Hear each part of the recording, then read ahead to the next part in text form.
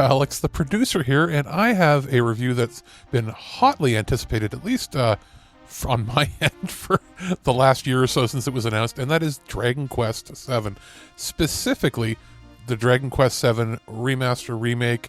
You know, you're going to have people calling it by a bunch of different names, but officially it is called Dragon Quest VII Reimagined. And what do you mean by reimagined? What do they mean by reimagined?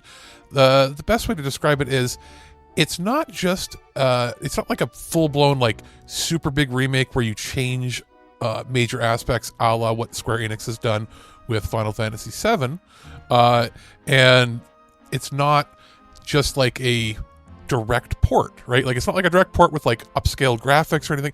This is a completely different art style with some tweakings to quality of life stuff, as well as changes to the way the storylines progress with some stuff added in that. And I should mention that this is a review that is going to remain as spoiler-free as I possibly can make it, without, you know, I have to reveal some aspects, but not actual key plot points. Just like, here's the things they tweaked or changed for those that might be wondering, or those that might find it daunting because of the reputation that this game had previously of being very long and very hard back in the day. So before we get started, I may as well say I was sent a review code for this. I played it on the PlayStation 5 here. It's available, you know, on a spectrum of platforms. You can find it on the link in the description if you want to pick it up for yourself. But this is a review, all my opinions, all that good stuff. They didn't see anything beforehand. And I'll give you a bit of history on... I should say thank you to Square Enix for sending a review copy. I'll give you a little bit of history of myself with this game. I had played Dragon Quest 1, or back when it was Dragon Warrior 1 on NES. I was too young to have been somebody subscribed to the Nintendo Power magazine when they gave away copies for free, because, again, Nintendo published it themselves back then, when Square was still young, and it was still like the first major JRPG release in North America, yada yada yada. And they were worried it wasn't going to sell, so they gave it away as part of subscriptions. I didn't get that, but inevitably, obviously, the copy I played would have been one that was probably given away that way, because I was 2.5 when it came out here. I did play the Nintendo version at a friend's house. I don't even remember the kid's name because I was so young. I was like 5, but I was learning to read. My parents had already started to like work with me on like words and storybook stuff right in kindergarten or right beforehand. So I was already at like a first grade reading level when I was 4.5, maybe 5. And this was a daunting game to read, the initial one, because of the old Englishy stuff they had put into it. But I was able to muddle my way along as a very little kid, enough to play with that friend. And we had, over the course of a few weekends, I think, gotten to the end of the game, which is not a very long game, obviously, but for kids that age, especially at that time where there was nothing like it, we had gotten pretty far, and we couldn't beat the game because we got stuck in the loop in the first game, spoilers. There's an endless loop in the final castle if you don't know where to go, and we got stuck, and I was like, and then I didn't play it for years later. I knew that 2, 3, and 4 existed because of magazines that already went in the mid-90s when I was a little bit older, but never had a chance to play them until years later. I owned 4 on the NES and beat it, and then recently, when the remakes or the 2D HD 2D stuff has come out, we've listened to those reviews if you're interested, because they're great. I have covered 3, 1, and 2, and slightly before I was on the podcast here is when 11 had come out and I played it. So I had played, like, in the past, over the years, over the last 3 decades, I had played basically 1. Now, 1 and 2, 3. Played 4 way back in the day. I've played, I think, a bit of 5 or something on the DS when a friend had it. I think that's where it came out, but I never beat it, and I haven't gotten to it. So hopefully, fingers crossed, they're covering that stuff next. 8, I never owned, even though I had a PS2. I wanted to play it, so maybe that'll come eventually. 9, I beat on the DS. And 11 obviously on the PS4, and then eventually I think I covered it for the podcast on the Switch port. So I've played, a spattering, like a good majority of them. This is one that I did own in 2001. Is that when it came out? I can't remember the initial release, but it was back when it was still called Dragon Warrior, like because of the naming issues. So I had played this game. I did not beat it. It was one of those ones where it was in the era where I didn't want to use Game Shark or Game Genie or anything, but the game was so hard and slow moving for an era, in a post Final Fantasy VII era. This is before Final Fantasy X, after Final Fantasy VII. Even though it's a different series, there was a before and after in the culture surrounding JRPGs in the West. In Japan, it was always considered like, the golden standard. This is the forebearer. This is, Dragon Quest. This is what it is. Here, it was already, that style of that speed of play was getting a little bit long in the tooth. And I remember it was hard. It was a lot. It was very grindy. And at that time, I think people were putting 150 hours into beating it. Now, some people could beat it fast, but that was generally the consensus even then. I would go on dial-up internet, or maybe I'd already had high speed, look up online. People were like, yeah, it's about 150 hours. And that was daunting for ostensibly a halfway 2D, halfway 3D game. It was visually appealing to me as a kid, even though we were in a post FF7 world where everything was expected to be big polygons and fancy CGI. There was a lot to it, but I never ended up beating it. I got about maybe 20% of the way through as a kid, as a young teenager, and I was like, I'll come back to it eventually, and I never did. Well, fast forward now, I can say this. This bit of a buildup is to say that obviously there's different difficulties now that you can select within it, and by that, it's basically you can cater it to however you want. You can have tons of accessibility options for like making it so that enemies do more damage to you, less damage to you. You do more or less. You can heal up, level up. All the fun stuff that you see in most modern RPGs is now included. So they've gone and added that accessibility, even more so than what's been in the 1 and 2 that came out last year, or the 3 that came out, HD 2D versions. This is that it's that plus more. Plus the visual style has that. It's like a hybrid of the look of like Fantasian that came out a couple years ago, where it's like marionette or like little models that they filmed, and that's what they did here. It's very interesting art style, very appealing. There's people making fun of the Kiefer character looking a bit like the Matt Damon marionette in Team America World Police, and there's a bit of that here, but it's not, you get over it quick. I can say without spoiling anything that they have added a few little scenarios to this that were not in the original. And again, I went back because I didn't beat the original way back in the day. I got, like I said, 20% through, and then went, and 20% through back then was like 30-40 hours. But I went back and looked, and I was like, okay, so I know what they've added to this, and there's been some substantial changes to the pacing and to the story and plot. It is very worth what they've done. You are not, even if you play it like with the hardest difficulty stuff, you're not going to be getting 150 hours into this. It's not that grindy. It's not as much. It does have a much brisker, better pace. It's still a fairly long-ish game. My playthrough, which is about, I would say almost 100%. If I look at my trophy list, I'm basically a few little things away that I don't want to, like, I'd have to like grind to do the little things here and there, but I'm about 100% at about 60 to 64 hours, somewhere in that range. So the game is about half the length, but double the fun because the pacing is much better. It's still a long game for this type, and as I was playing, I was like, this is still pretty long. It doesn't feel like a slog though, whereas the original, if you boot up the original on the PS1, it will feel slow. And from some of the interviews and things you saw building up towards this game's release, that is something that you could tell that they were trying to get around. Like they were saying, oh no, that we're doing some quality of life stuff.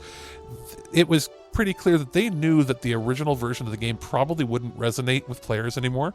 And they've done a lot here to just speed up the feel of it. There is stuff in the game like auto battle modes where you can, get through things quicker, speeding up and slowing down combat. There's just an overall feel that things are fresher, move faster. The voice acting is great, as it's been in the series recently when they've been doing all these remakes, remasters, re-releases. Voice acting's good. The presentation, the audio is fantastic. It's a feel-good, happy-go-lucky, just feel to it. You are jumping back and forth in time. The basic plot, without spoiling anything major, is you're on an island that has a couple of cities. It's very self-contained in the world. Like the idea that you're from a small village on this island that is you believe to be the whole world, and your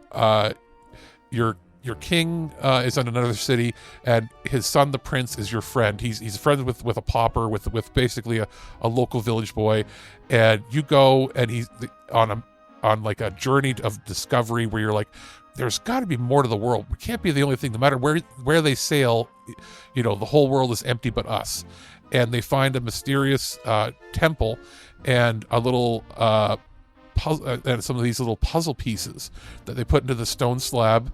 And in doing so, it unlocks a portal. They go through the portal and they end up on another island, and they find out through means that it's hundreds and hundreds of years, who knows how long necessarily, in the past.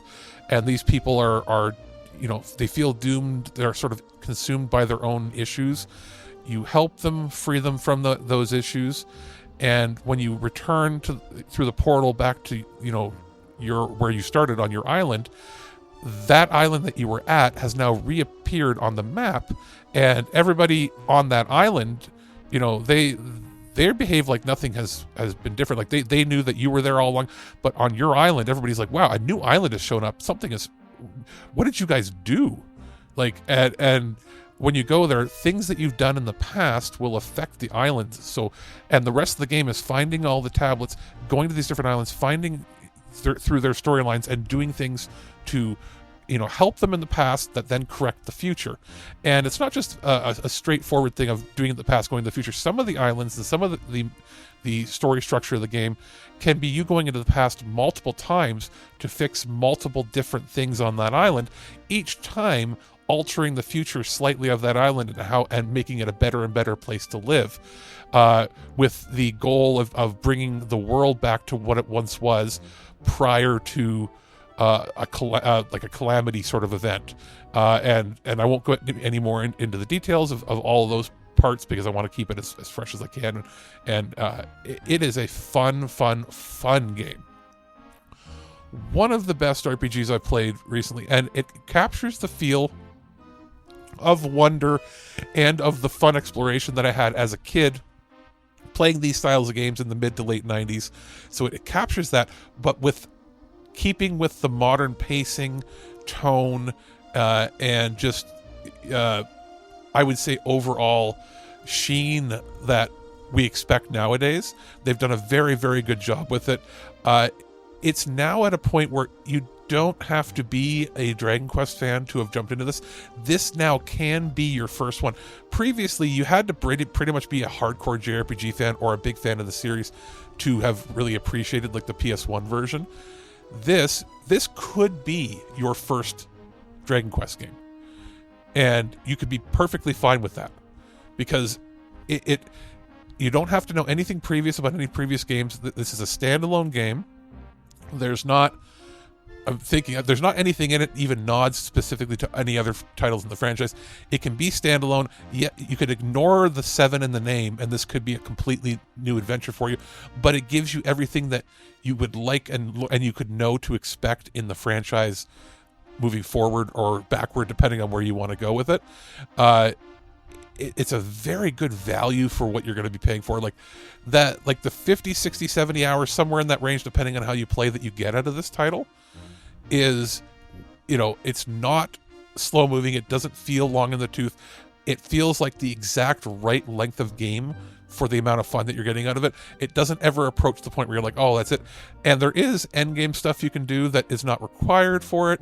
And there is like a little bit of post game stuff that once you've beaten the game, without spoiling what the plot is of the game, there is a few things post game. There is a lot less post game, I will say, than than the 1 and 2 or 1+2 HD remake and the 3 that came out the last year. There is less, and it was noticeable to me. So there isn't a very big, robust post game, but there is a few things you can do that will be challenging and can be fun, but a little less than I was expecting. So I know that these projects are being done sort of in parallel, not by the exact same teams. So that's why they're not all going to have the exact same parity. But I will say that I was offered a review copy of this on another platform, and then I requested, can I not do that? Can I get a copy specifically for PlayStation? The reason being, I know a lot of these titles have the option to like import your saves, and you get something from it. So I can say this, if you have a previous save for 1+2, like the one that just came out, a few months ago in the fall. If you have a previous completed save for that and you import it, you will get some goodies that will help you out at the beginning of this game here. And it did speed up a little bit and give me a little more of a boost in the first, let's say, 5-10 hours of the game. There isn't any other bonuses if you have like 3 or any of the other previous Dragon Quest saves. Specifically, 1+2, like the most recent one, does import the save and give you some fun stuff. I won't say what it is, but you get a few little fun items that you can get later on in the game, or you can get as part of the game, but it gives you a bit of a boost at the beginning here. So if you're somebody who, for the Christmas season, maybe you got yourself as a gift or just purchase for yourself 1+2, and you get this now, there's a little treat there for you if you import your finished game save. So that's pretty much what I can say here, is that it's everything I was hoping for plus more. And the most important thing is it is going to be something completely accessible that doesn't feel its age. It feels fresh and new and exciting, and just well paced and everything in a modern day. Like, it could have been a brand new game if this game had not been, out previously. If this had been a completely new IP, I would be saying it's one of the best new JRPGs of all time. That's how I feel about it. As it stands, it does its legacy well, and I'm hoping that this is something we see, because we've seen the HD 2D remakes from 1+2, 3, that we've seen them in chunks like that. Like, I'm wondering if 1, 2, 3, 4, 5, 6, and that, if they're going to do that HD 2D mode, and then 7, because it was already sort of a pseudo 3D game.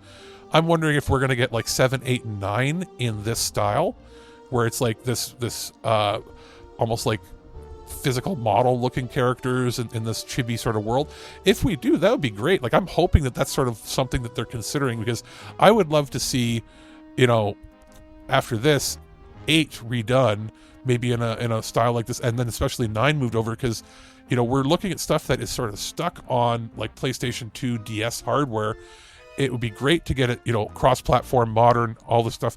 They've done a really good job so far with this whole franchise, and I hope they continue on with it. But that's my final recommendation, is that it's a really great start to 2026. I hope we see more JRPGs like this. But if we don't for a while, this is a game that you'll get plenty of gameplay out of. You should have fun with. I can't really fault it for anything other than maybe a slightly weaker post-game. It's not like there's massive things to do at the end of it, but then again, you're still getting at least 50-60 hours out of this, and it's 50-60 hours that are well worth playing.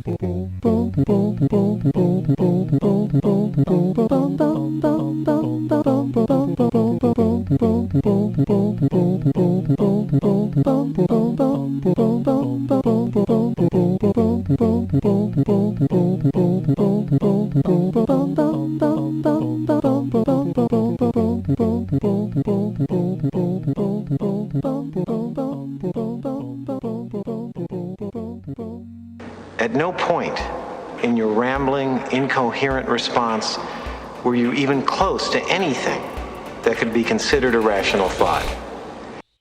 Thanks for listening to this episode of This Week in Geek. Hungry for more? Check out our website at thisweekingeek.net. You can subscribe to the podcast, browse our Twitter and Instagram, and leave your thoughts on today's topics. If you'd like to give us some feedback, send us an email at feedback@thisweekingeek.net. Tune in next time, and remember, lower your shields and surrender your listenership. We would be honored if you would join us. Thank you for your cooperation. Good night.